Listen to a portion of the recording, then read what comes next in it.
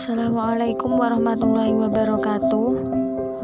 Kami dari kelompok 7 akan mempresentasikan makalah dengan tema pengamalan Pancasila. Dan saya akan memperkenalkan anggota-anggotanya terlebih dahulu. Yang pertama Firna Alifian Sabila, yang kedua Laila Munfarihatunisa, dan yang ketiga Salma Zahratul Uyun. Pengertian Pancasila adalah landasan dari segala sesuatu yang dilakukan bangsa dan menjadi ideologi bagi bangsa Indonesia. Pancasila menjadi pemersatu bangsa yang beraneka ragam suku, ras, agama, dan Sabang sampai Merauke.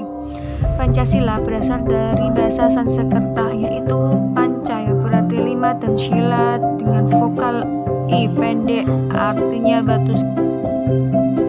Latar belakang Pancasila adalah sumber dari segala sumber hukum yang ada di Negara Kesatuan Republik Indonesia. Pancasila merupakan mahakarya terdahulu bangsa yang tergali dari jati diri dan nilai-nilai adiluhur bangsa yang tidak dimiliki oleh bangsa lain. Pancasila adalah dasar falsafah negara Indonesia dan ideologi negara yang diharapkan menjadi pandangan hidup bangsa Indonesia, sehingga dasar pemersatu lambang persatuan dan kesatuan serta bagian pertahanan bangsa dan negara.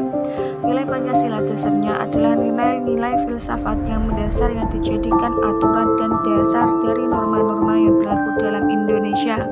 Pengamalan nilai-nilai Pancasila menurut pendapat Kailan 2004-79 bahwa sebagai suatu dasar filsafat yang negara, maka sila-sila dalam Pancasila merupakan suatu sistem nilai. Oleh karena itu, sila-sila dalam Pancasila itu pada hakikatnya merupakan suatu kesatuan yang di dalam pengamalannya tidak bisa dipisah-pisahkan. Berikut pengamalan nilai-nilai yang terkandung dalam setiap sila. Namun, kesemuanya itu tidak dapat dilepaskan berkaitannya dengan sila-sila lainnya. 1. Nilai-nilai dalam sila ketuhanan yang Maha Esa mengandung arti bahwa negara yang didirikan adalah sebagai pengawajantahan tujuan manusia sebagai makhluk Tuhan yang Maha Esa. Yang kedua, nilai-nilai dalam sila kemanusiaan yang adil dan beradab. Secara sistematis, sila kedua didasari dan dijiwai oleh sila ketuhanan yang Maha Esa. Sila kemanusiaan sebagai dasar fundamental dalam kehidupan bermasyarakat, bernegara, dan berbangsa. Yang ketiga, nilai-nilai yang terkandung dalam sila persatuan Indonesia. Sila ini didasari oleh sila ketuhanan yang Maha Esa dan sila kemanusiaan yang adil dan beradab, serta mendasari dan menjiwai sila kerakyatan yang dipimpin oleh hikmah kebijaksanaan dalam permusyawaratan perwakilan dan sila keadilan sosial bagi seluruh rakyat Indonesia, karena seluruh sila merupakan suatu kesatuan yang bersifat sistematis. 4. Nilai-nilai yang terkandung dalam sila kerakyatan yang dipimpin oleh hikmah kebijaksanaan dalam permusyawaratan perwakilan didasari oleh sila ketuhanan yang Maha Esa, sila kemanusiaan yang adil dan beradab, dan sila persatuan Indonesia, serta mendasari dalam menjiwai sila keadilan sosial bagi seluruh rakyat Indonesia.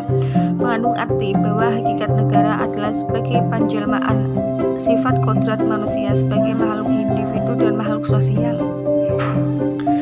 Yang kelima, nilai-nilai yang terkandung dalam sila keadilan sosial bagi seluruh rakyat Indonesia didasari dan dijiwai oleh sila ketuhanan yang Maha Esa, sila kemanusiaan yang adil dan beradab, sila persatuan Indonesia dan kerakyatan yang dipimpin oleh hikmah kebijaksanaan dalam permusyawaratan perwakilan.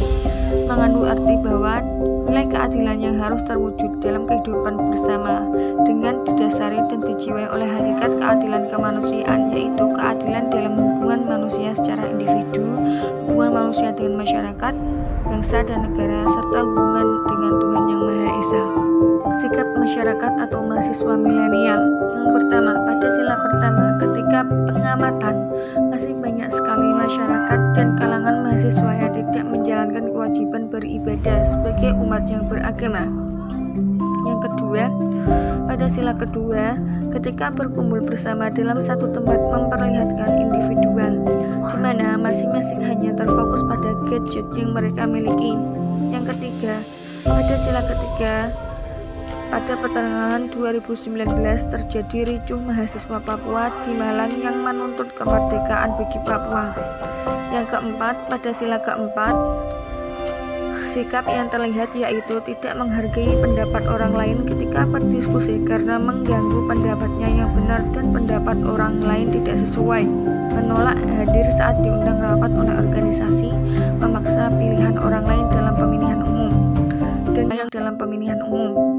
Dan yang terakhir, yang kelima, yaitu sangat banyak sikap yang terlihat tidak diterapkan, yaitu sikap pilih kasih dalam pergaulan masyarakat, yang mana saling berkelompok dan masih dalam berteman.